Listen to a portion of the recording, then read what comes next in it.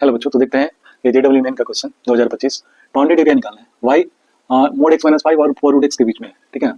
तो कर्व पहले हम क्या करते हैं, ग्राफ ड्रॉ करते हैं। ग्राफ ऐसा होगा इसका। ठीक है, तो y equal to mod x minus 5। ठीक है, तो y equal to mod x का ग्राफ कैसा होता है, ऐसा होता है ना। y equal to mod x का, तो मोड एक्स माइनस 5 है, यानी कि शिफ्ट करेंगे कहाँ तक, 5 तक।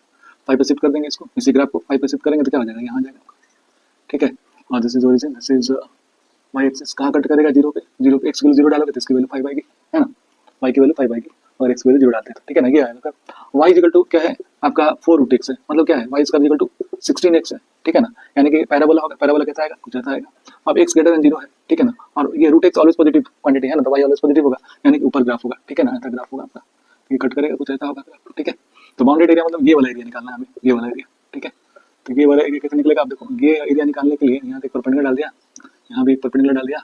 अब देखो आप कि ये बाउंडेड एरिया जो कर्व जो है, पूरा बाउंडेड एरिया करता है कहाँ से कहाँ तक, यहाँ से। ये पॉइंट ऑफ इंटरसेक्शन निकालना पड़ेगा। इस लाइन का इक्वेशन क्या होगा, y इक्वल टू 5 से छोटा है तो ये हो जाएगा 5 - 6, है ना, 5 - 6, और 5 से बड़ा है तो y इक्वल टू क्या हो जाएगा, x - 5, ये हो जाएगा। ठीक है, तो हमें निकालना है क्या, पॉइंट ऑफ इंटरसेक्शन निकालना है। तो अगर 5 - 6 और कर्व को सॉल्व करते हैं तो अपना आ जाएगा क्या,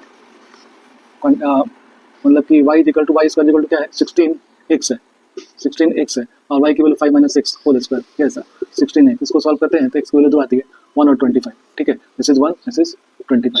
ठीक है ना, तो हम इस ट्रायंगल और पूरा कर्व जो कर्व एरिया बाउंड कितना करता है, ये देख लेते हैं। Area bounded by the curve, तो कितना आ जाएगा 4 रूट x dx, कहाँ से कहाँ 1 to 25, ये कर लेते हैं। तो कितना आ जाएगा 4x रूट x हो जाएगा, और हो जाएगा 3/2। ठीक है, 1 to 25, ये कितना आ जाएगा 8/3, हो जाएगा 525, 125 हो जाएगा, माइनस 1 हो जाएगा, यानी कि 124 अपॉन 3 हो जाएगा। ठीक है, तो ये है अपना।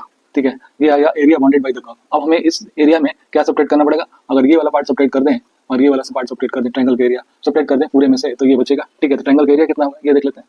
तो एरिया ऑफ ट्रायंगल, ये इस वाले इसका एरिया कितना हो जाएगा 1/2, और हाइट कितनी है 1 पे वैल्यू कितनी आ जाएगी 4, ये 4 है।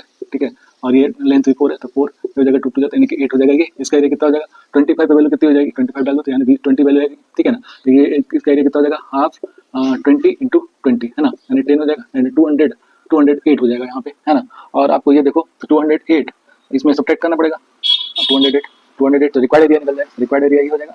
तो ये कितना हो जाएगा देखो, आप सॉल्व कर लो। इसके बाद ए रिक्वायर्ड एरिया आ जाएगा, रिक्वायर्ड एरिया हो जाएगा आपका, रिक्वायर्ड एरिया ए इतना जो चाहिए था उसका 3 टाइम्स करेंगे, और एरिया ए मान लिया हमने, इसका ही 3 टाइम्स करेंगे, ए डैश मान लिया, तो उसका ए डैश का 3 टाइम्स पूछा है। 3 टाइम्स क्या होगा, यानी कि इसको हम सॉल्व करें, सॉल्व करने के बाद आता है 368 वैल्यू आती है। ठीक है, this is the required answer.